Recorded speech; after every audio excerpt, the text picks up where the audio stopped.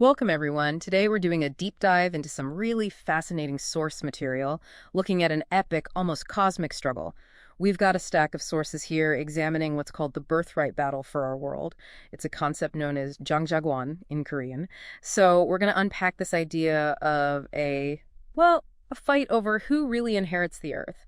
Not just people versus some other entity, but the deeper theological side of it, creation, sin, redemption. hmm And what's really compelling, I think, is how these texts take stories you probably know, like the Right. prodigal son, and reinterpret them. They use them to illustrate this profound struggle for, let's call it stewardship over earth, which the sources sometimes link conceptually to Hades' domain after the fall.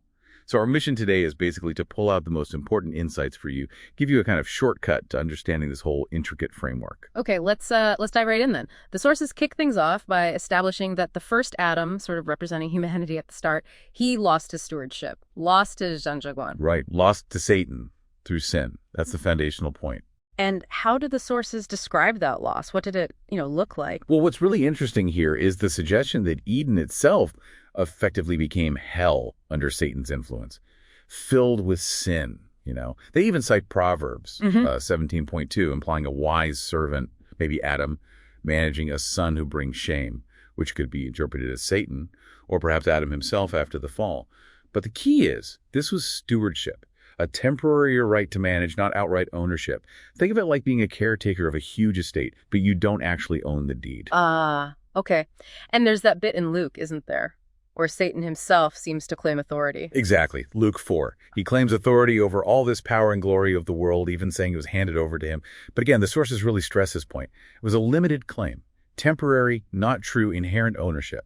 So if Adam lost it, how does humanity get it back? That leads us to the last Adam, right? Precisely. The material then pivots to the last Adam, who is Jesus. He's presented as the one who came specifically to conquer sin, conquer Satan, and reclaim that lost inheritance.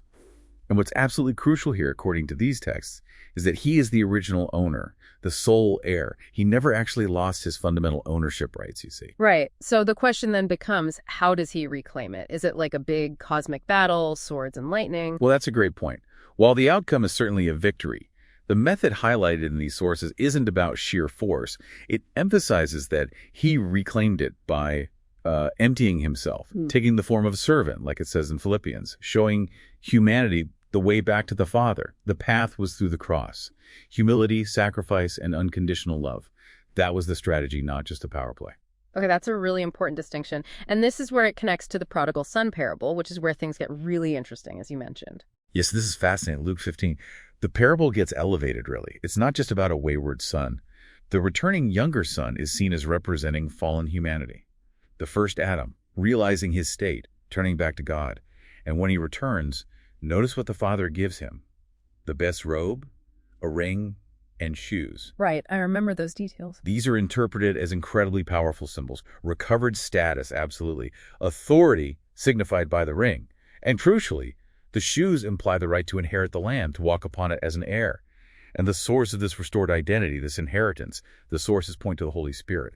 That's what empowers this transformation. Okay, robe, ring, shoes, symbols of restoration. But what about the fatted calf that gets killed for the feast? How does that fit into this cosmic interpretation? Ah, yes, the calf.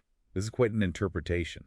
The sources link it to symbolic imagery from Ezekiel and Revelation, specifically the cherubim, which sometimes have faces like oxen or calves. In this framework, the slaughter of the fatted calf is seen as symbolically representing Satan himself being, slaughtered or overcome, as the son's Adam's status is fully restored. It's quite dramatic. Wow, okay, that adds another layer entirely. And then there's the elder brother. He's always a bit of a puzzle. He really is. And the texts we looked at acknowledge that debate. There are a couple of main interpretations presented. Does he represent the unfallen angels, those who serve God diligently, maybe focused on duty, but perhaps didn't fully grasp the depth of the Father's grace and love for the fallen? Or does he symbolize Satan, the one who claims, I never disobeyed your orders, like in Luke 15.29, resenting the restoration, jealous of the grace shown to the younger brother? The source is going to lay out both possibilities, asking you, the reader, to really think about the difference between service out of duty versus service born from genuine love and understanding. So, bringing it all together, what does this mean for us, for humanity today, according to these sources? Well, it boils down to this. Through the last Adam, Jesus, those who follows his path can reclaim their stewardship.